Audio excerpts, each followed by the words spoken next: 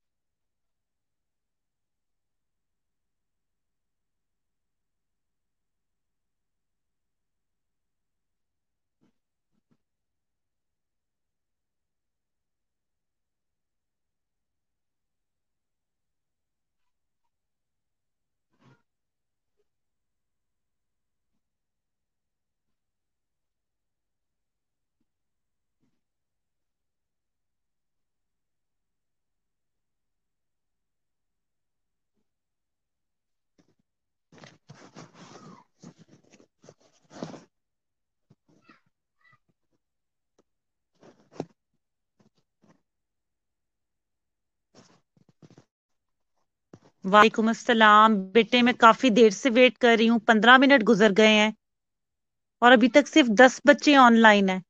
अभी बीच में नमाज की ब्रेक हो जाएगी, फिर आप लोग कहोगे नमाज की ब्रेक ठीक है, वो मैं हमेशा देती हूँ, दूंगी, लेकिन एटलीस्ट आप टाइम पे बेटे ऑनलाइन तो हो इतनी छुट्टियों के बाद।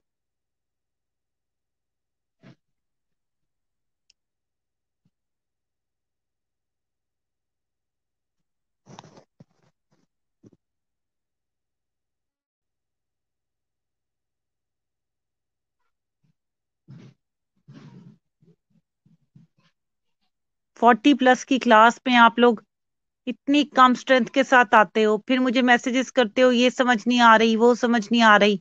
तो इसमें किसका कसूर है बेटे?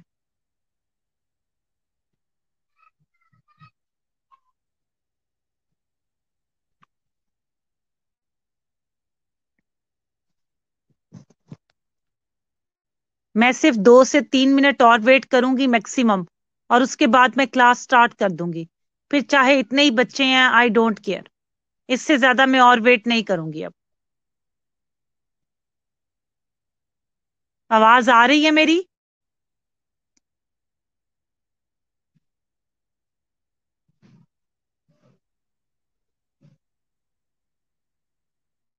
ठीक है, मैं ज्यादा से ज्यादा couple of more minutes wait करूंगी बेटे। आपने भी फिर नमाज पढ़नी होती है, मैंने भी, उसमें भी बेटे कुछ टाइम चला जाता है। तो एटलीस्ट आप अपने टाइम पे तो ऑनलाइन हो।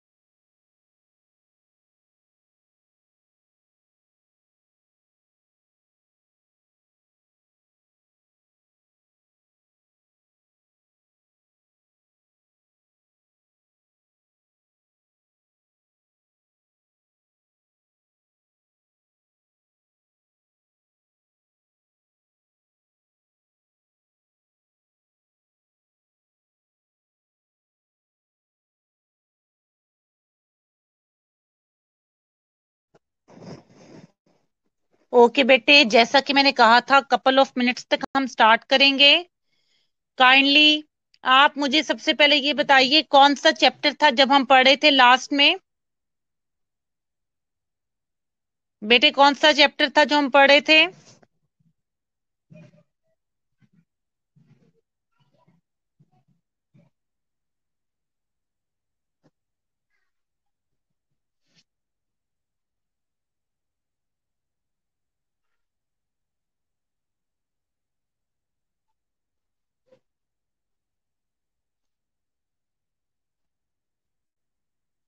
बेटे मेरी आवाज आ रही है आपको? अगर मेरी आवाज आ रही है तो काइंडली मुझे बताइए कौन सा चैप्टर था जिस पर हम थे last time before the holidays.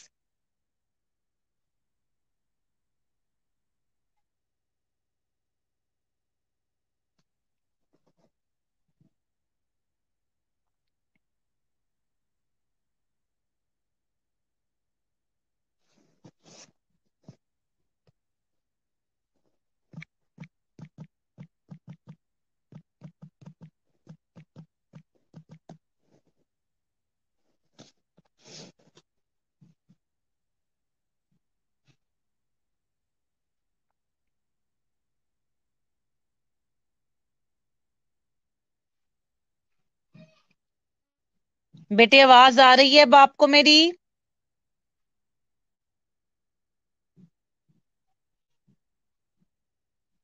Risk management का चैप्टर खत्म हो गया था। क्या पढ़ा रही थी मैं उसमें बेटे? मरियम क्या पढ़ रहे थे हम उसमें?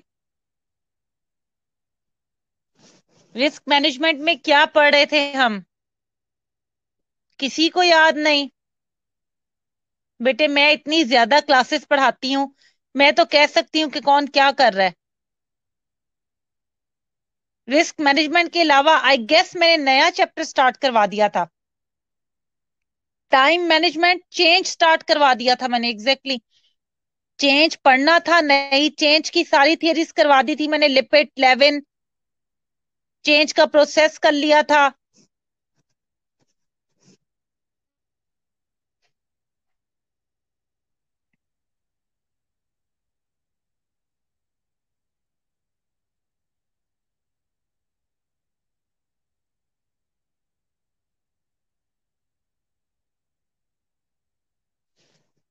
जी कुछ याद आया? एग्जैक्टली कौन सा चैप्टर था बेटे?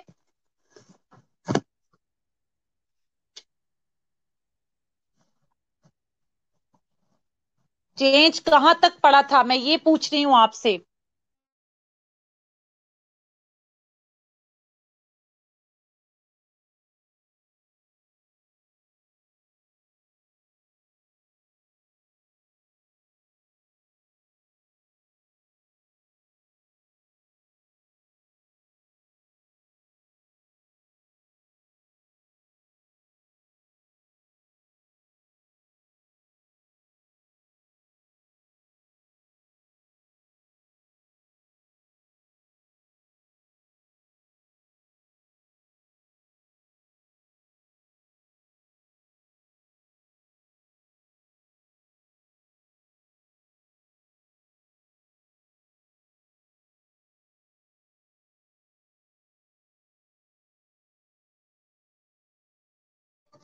ओके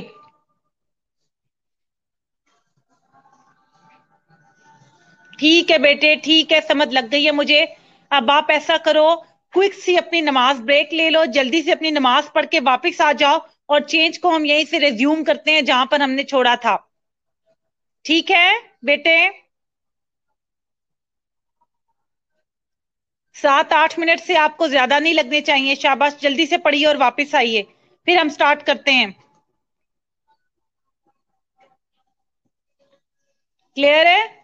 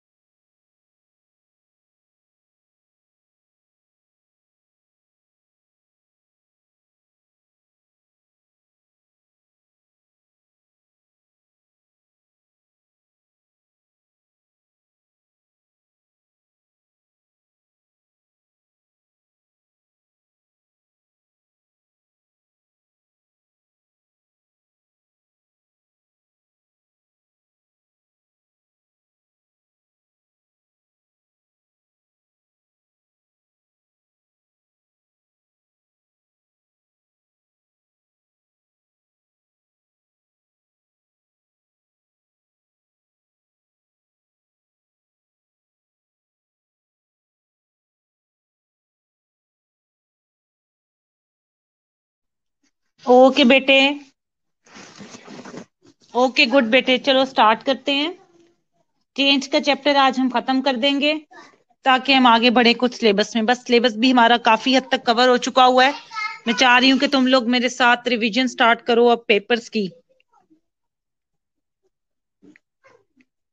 अब तक जो चेंज में पढ़ाया उसमें कोई प्रॉब्लम तो नहीं है?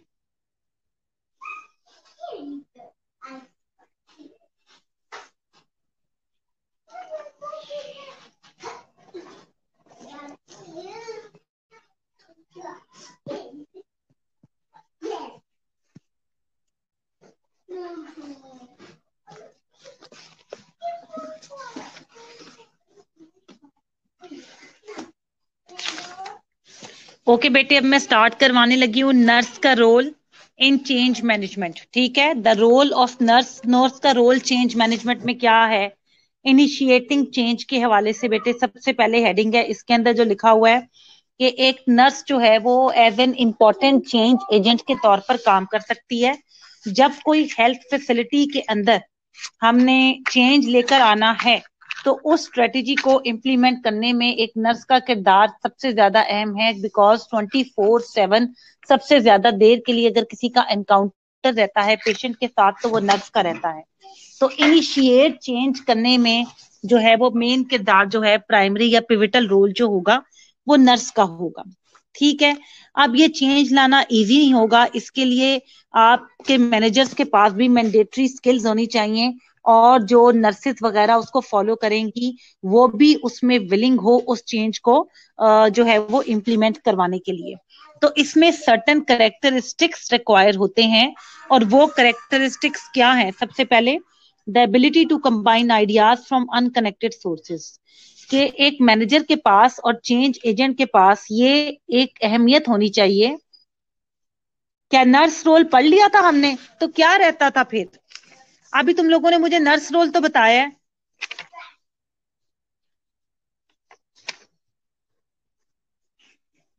फिर क्या रहता था?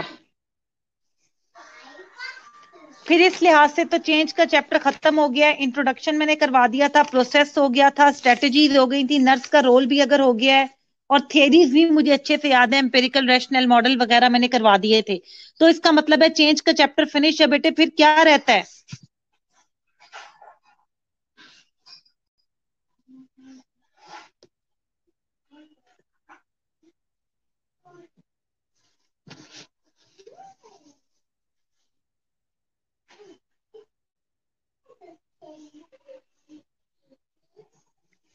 चेंज का पूरा चैप्टर कंप्लीट हो गया था, मैंने कोई नया चैप्टर स्टार्ट करवाया था?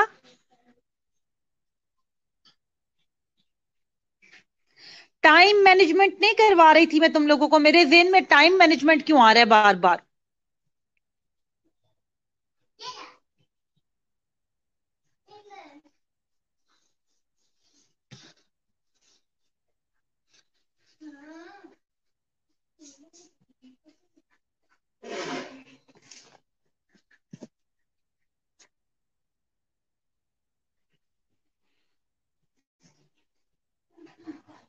टाइम मैनेजमेंट भी फिनिश हो गया था?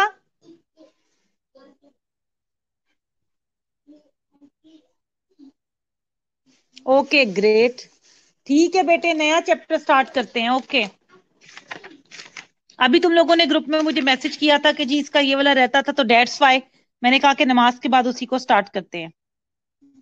Okay no worries, page number 217 पे स्टाफिंग एंड शेड्यूलिंग स्टार्ट करवाने लगी हूं मैं आज। एलेनोर की बुक का सफा नंबर 217, स्टाफिंग एंड शेड्यूलिंग का चैप्टर स्टार्ट करने लगी हूं। मेरे पास 8th एडिशन के अंदर सफा नंबर 218 है।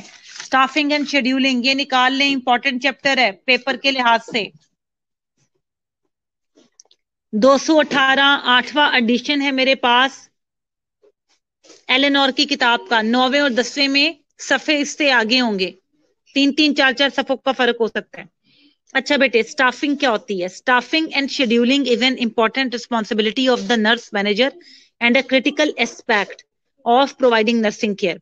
शेड्यूल और स्टाफिंग और शेड्यूलिंग, ऑब्वियसली एक नर्स मैनेजर क्या किसी भी फील्ड के अंदर स्टाफिंग और शेड्यूलिंग जो है वो एक इंपॉर्टेंट क्राइटेरिया है। अगर कोई इफेक्टिव शेड्यूल नहीं होगा, इफेक्टिव स्टाफ प्रोवाइड नहीं किया जाएगा, तो ऑब्वियसली कोई भी ऑर्गेनाइजेशन अपने गोल अचीव नहीं कर पाएगी। Higher nurse staffing levels translate into lower mortality और बेटर नर्स रिटेंशन रेट। उसका मतलब ये है कि स्टाफिंग लेवल अगर हायर होंगे तो इसका मतलब है वार्ड्स में या हॉस्पिटल में मोर्टेलिटी रेट कम हो जाएगा और बेटर नर्स रिटेंशन रेट्स होंगे। यानी कि एक नर्स अगर एक जगह पर उसको ये स्टाफिंग एंड शेड्यूलिंग इफेक्टिवली की जाएगी तो वो जो है उस जगह को छोड़ के नहीं जाएगी और स्टाफ जो है वो रिटेन होगा। और स्टाफ रिटेन होना किसी भी ऑर्गेनाइजेशन के लिए बहुत जो है की फैक्टर है, क्योंकि अगर बार बार स्टाफ छोड़कर जाता चला जाएगा तो ट्रेन स्टाफ तुम्हें छोड़ के जाता चला जा रहा है, अनट्रेन स्टाफ आता चला जा रहा है because of your poor staffing and scheduling strategies. तो ये इदारे को कॉस्ट करेगा हर तरह से, पेशेंट की केयर के हवाले से भी, मोनेटरीली भी, और आधे से ज्यादा टाइम ट्रेनिंग में गुजर जाएगा तो वो अपनी ड्यूटीज इफेक्टिवली कैसे परफॉर्म करेंगे। अब स्टाफिंग होती क्या है, गोल क्या है स्टाफिंग का? The goal of staffing is to provide the appropriate numbers and mix of nursing staff, nursing care hours to match actual और प्रोजेक्टेड पेशेंट केयर नीड्स। जो पेशेंट केयर आवर्स होंगे to provide effective and efficient nursing. किसी भी staffing का ये गोल होना चाहिए कि हम इसका एक इस तरह का नंबर और एक ऐसा स्टाफ का जो है वो मिक्स प्रोवाइड करें जो कि इदारे की और पेशेंट की नीड्स को हायर मैनर्स के अंदर फुलफिल कर सके। इसका मतलब ये नहीं है कि इमरजेंसी के अंदर जो है वो हम कम स्टाफ प्रोवाइड करें या ऐसी स्टाफ प्रोवाइड करें जिन्हें प्रॉपरली जो है अभी बेसिक ट्रेनिंग की जरूरत है। मिक्स अच्छा नहीं होगा स्टाफ का, यानी कि सारी मिक्स से मुराद पता क्या है, या तो सारी की सारी एक्सपीरियंस स्टाफ एक साथ इकट्ठी कर दो, आधा वक्त वो एक दूसरे को बताती रहेंगी मेरा एक्सपीरियंस ये कहता है मेरा, या सारी नई आने वाली स्टाफ को इकट्ठी कर दो, उन्हें कोई प्रॉब्लम होगी वो एक दूसरे को देखेंगी हम तो नहीं आई हैं हम तो नहीं आई है, गाइड करने के लिए कोई नहीं है। इसका मतलब है मिक्स ऐसा होना चाहिए कि हायर जो है वो एक्सपीरियंस स्टाफ से लेके न्यू से लेके सारे लोग अच्छे तरीके से मौजूद हों, तब ये अच्छे तरीके से फॉलो होगा ये प्रोसेस कि जो हायर एक्सपीरियंस वाला है वो लोअर वालों को गाइड करेगा जहां उसकी जरूरत होगी, और जहां उसकी एक्सपर्टीज की जरूरत होगी वो डायरेक्टली खुद इंटरवीन करके अपना काम करेगा। सो स्टाफिंग जो है वो एक आर्ट है, और प्रॉपर स्टाफिंग से ना ही किसी इदारे की ना ही सिर्फ पेशेंट सेटिस्फेक्शन इंक्रीज होती है बल्कि जो है वो नर्सिंग जो है वो रिटेंशन रेट भी ज्यादा हो जाते हैं। यानी ज्यादा नर्सेज उस इदारे के साथ जुड़ी रहती हैं जहां उनके सिर्फ पेशेंट के नहीं उनके जो है वो बेसिक नीड्स का भी ख्याल रखा जाए। To determine the number of staff needed, manager must examine workload patterns of the designated unit, department or clinic. For a hospital, this means determining the level of care average daily census, जो अदादो शुमार है, and hours of care provided 24 hours a day 7 days a week। अब बहुत जरूरी है कि manager के लिए कि कितने स्टाफ की जरूरत है। अगर उसे यही नहीं पता होगा कि मेरा को कौन सा दिन है जिस दिन वर्कलोड सबसे ज्यादा होता है, तो उस दिन तो है मैंने मैक्सिमम इंश्योर करना है कि अगर किसी की तबीयत खराब भी हो जाए तो मेरे पास बैकअप पे एक एक्स्ट्रा स्टाफ मौजूद हो जो आके उसको कवर कर सके। तो ये सारी चीजें जो हैं स्टाफिंग के अंदर आती हैं जो कि इंपॉर्टेंट है। शेड्यूलिंग भी आगे से आएगा, वो हम करेंगे। इसमें एक ये दिया हुआ है पेशेंट क्लासिफिकेशन सिस्टम। बेटे ये बहुत इंपॉर्टेंट है, ये अक्सर पेपर में तुम्हारा 3 नंबर का क्वेश्चन आ जाता है जिसमें लिखा होता है डिस्क्राइब पेशेंट क्लासिफिकेशन सिस्टम। तो ये पीसीएस पेशेंट क्लासिफिकेशन सिस्टम क्या है, let's have a look at it. Patient classification system sometimes refer to as patient equity system. इसका नाम पेशेंट इक्विटी सिस्टम भी है, यानी कि सालमियत, पेशेंट को ऑल इन ऑल कंप्लीटली जो है वो एक साउंड और केयर एनवायरनमेंट प्रोवाइड करना। Use patient needs to objectively determine workload requirements and staffing needs.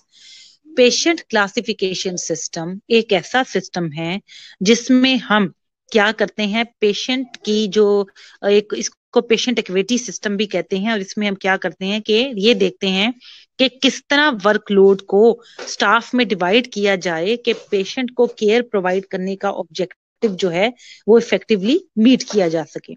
To be most effective, patient classification data are collected midpoint for every shift by the unit nursing staff and analyzed before the next shift to ensure appropriate numbers and mix of nursing staff. वो यहाँ पर ये कह रहा है कि इसको अच्छे तरीके से परफॉर्म करने के लिए इस तरह किया जाता है कि किसी भी दिन में, उस दिन के मिड तक, 6 घंटों की तुम्हारी शिफ्ट है तो तुम कह लो 11 बजे के करीब जो है, देखा जाता है कि पेशेंट का वर्कलोड कितना है और किस टाइप के पेशेंट इन दिनों ज्यादा आ रहे हैं। जैसे ऑब्वियसली स्किन, सर्दियां हैं, स्किन की प्रॉब्लम ज्यादा बढ़ जाएंगी, गर्मियां होंगी, गैस्ट्रो का पेशेंट तुम्हारे पास ज्यादा आएगा। तो ये ऑब्वियसली ऐसी चीजें that one can predict easily. तो इसमें हम क्या करते हैं, हम मिड ऑफ द डे में डेटा कलेक्ट करते हैं, उसको एनालाइज करते हैं, और इस तरह नेक्स्ट डे शिफ्टिंग पैटर्न हम पहले से एनालाइज कर लेते हैं कि अच्छा जी इन दिनों इतना पेशेंट आ रहा है, टोटल इतने दिन तक इतनी रेशियो हो जाती है, प्लस माइनस का मार्जिन रखते हैं, और ये उनकी नीड्स हैं। तो उस हिसाब से हमने अगले दिन के लिए किस तरह पेशेंट को जो है वो नर्सिंग स्टाफ को उसके हिसाब से पेशेंट की नीड्स के हिसाब से क्लासिफाई करना है। ये है पेशेंट क्लासिफिकेशन सिस्टम, जिसका दूसरा नाम है पेशेंट इक्विटी सिस्टम। समझ आ रही है? आवाज क्लियर है? कोई इश्यू तो नहीं है?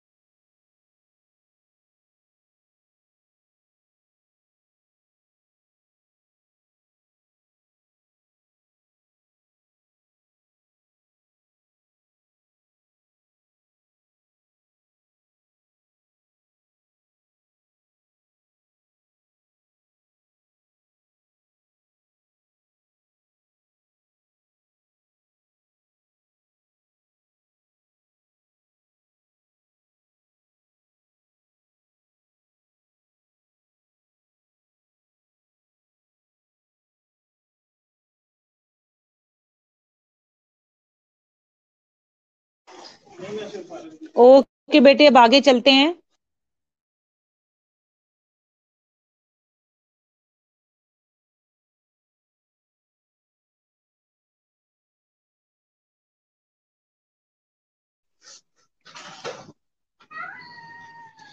ओके बेटे, आगे चलते हैं।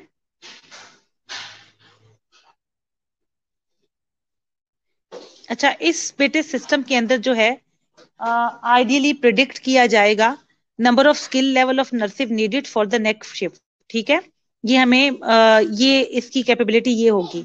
काइंडली जब भी आप ये बुक पढ़ रहे होते हो, इसके नीचे एक बॉक्स 16(1) भी दिया हुआ है। स्टाफिंग सिस्टम के लिए क्या रिक्वायरमेंट है, ये मैं चाहूंगी आप रीड आउट करो। बाजुकात इसमें से कोई ऑब्जेक्टिव आ जाता है, या कोई उसके अंदर से कोई शॉर्ट क्वेश्चन टाइप बना के वो दे सकते हैं। You don't have to memorize it, just to memorize the points, go through it. ठीक है। अच्छा बेटे, अब आगे इसके बारे में पढ़ते हैं। यहाँ पर दो रिसर्चर्स है हमारे पास, Picard and Warner. Picard and Warner suggest fine-tuning PCS systems to predict the demand of nursing expertise several days in advance. वो पिकार्ड एंड वार्नर कहते हैं कि ये जो हमारे पास पेशेंट क्लासिफिकेशन सिस्टम है, ये हमें एक्सपर्टीज प्रोवाइड करता है सेवरल डेज इन एडवांस में, ये प्रिडिक्ट करने के लिए कि नर्सिंग एक्सपर्टीज की क्या मिक्स रिक्वायर है और किस तरह वो अपना काम जो है वो इफेक्टिवली परफॉर्म करेंगे।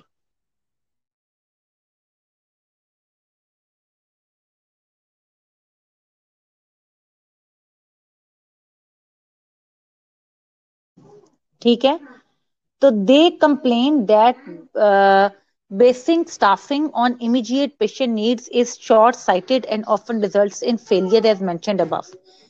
Their system called demand management uses best practices staffing protocols to predict and control the demand for nurses based on patient outcomes.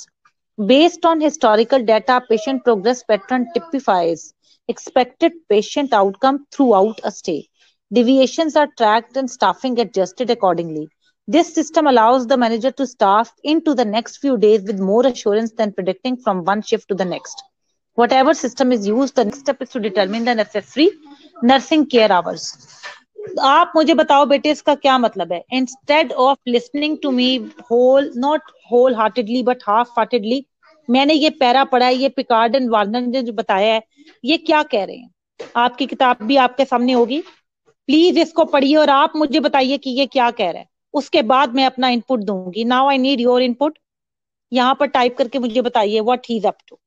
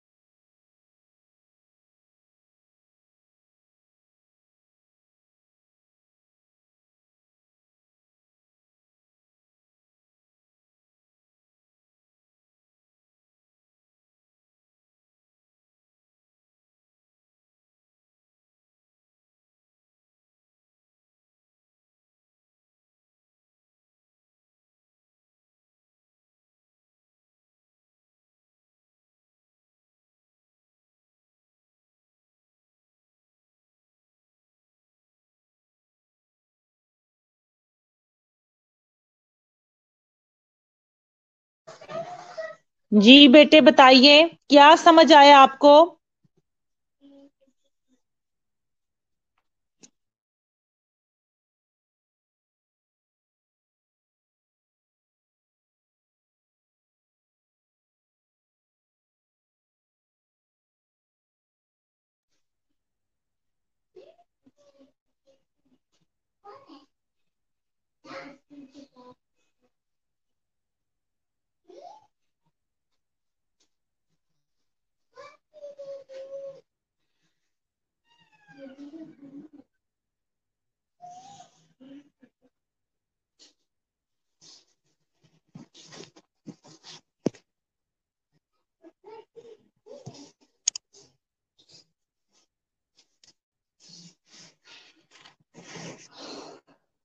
Okay बेटे, instead of wasting time I will explain it my self.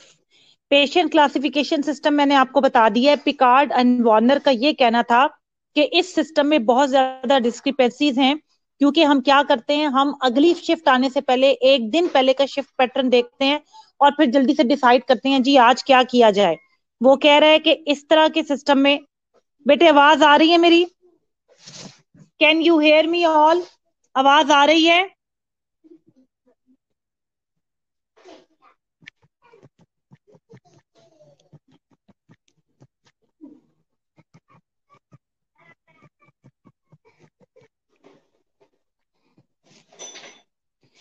तो Picard का, okay बेटे thank you. Picard का और Warner का ये कहना था कि इसके बजाय हमें एक डिमांड मैनेजमेंट सिस्टम, उन्होंने एक प्रपोज किया कि हमें इस पे अमल करना चाहिए। वो डिमांड मैनेजमेंट सिस्टम एक दिन पहले या शॉर्टली नहीं, वो कहते थे कि जब आप शॉर्टली किसी चीज के बारे में डिसीजन करते हो तो वो शॉर्ट साइटेड होता है, क्योंकि आपने कम वक्त में कम चीजों को एनालाइज किया होता है और बहुत सी चीजें आपसे मिस आउट हो जाती हैं। तो बहुत जरूरी है कि हम अवे अहेड ऑफ दैट एक कंसिडरेबल अमाउंट ऑफ टाइम में हम किसी भी सिस्टम को कंसिडर करें और ये देखें कि उसकी क्या शॉर्टकमिंग्स हैं, हिस्टोरिकल डाटा कलेक्ट करें, ये देखें कि पेशेंट कितनी देर के लिए कौन सा पेशेंट रहा, उसकी केयर में क्या क्या शॉर्टकमिंग्स थी, वो शॉर्टकमिंग्स किस वजह से हुई, इन सारी डिविएशंस को ट्रैक करने के बाद हम अकॉर्डिंगली सजेस्ट करें। उनका कहना यह था कि एक दिन पहले फैसला करने के बजाय और उससे एक दिन पहले का मिक्स देखने के बजाय, जैसे भी पहले मैंने तुम्हें बताया कि मिडिल ऑफ द डे में आप देखो और उसके बाद डिसाइड करो, हमें अ वे अहेड डिसाइड करना चाहिए। काफी दिन पहले ही ये डिसाइड कर लेना चाहिए कि अगला मिक्स क्या होगा और कितने स्टाफ होंगे, ताकि हम सफिशिएंट नीड्स को प्रॉपरली एड्रेस कर सके विदाउट एनी डिस्क्रिपेंसी।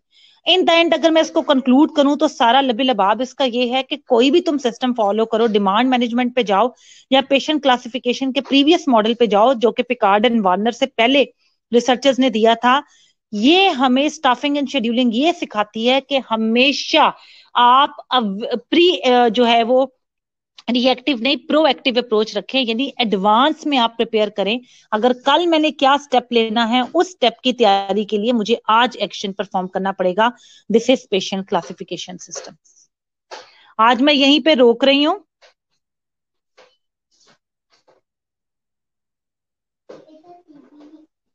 ठीक है रोहील, बट एक पॉइंट बेटे जो मैंने बताया वो भी अब जेन में रखना। पेशेंट क्लासिफिकेशन में भी हम यही कर रहे थे, डिमांड मैनेजमेंट इसलिए फर्क करता है कि इसमें वो कह रहा है कि काफी दिन पहले डिसीजन हो जाना चाहिए, ना कि लास्ट मोमेंट पे लिया हुआ डिसीजन हमेशा डिस्क्रिपेंसीज लिए रखता है। This is what he is trying to explain over here. यहाँ पे प्लीज मैंने इसको खत्म कर दिया है, अटेंडेंस लगा के मुझे ग्रुप में सेंड करें ताकि मैं आगे एडमिनिस्ट्रेशन को भेज दूं। और इंशाल्लाह ताला कल डबल लेक्चर है, कल रिज्यूम करूंगी यहीं से, और होपफुली कल मैं स्टाफिंग का चैप्टर खत्म कर दूंगी। I will see you tomorrow बेटे।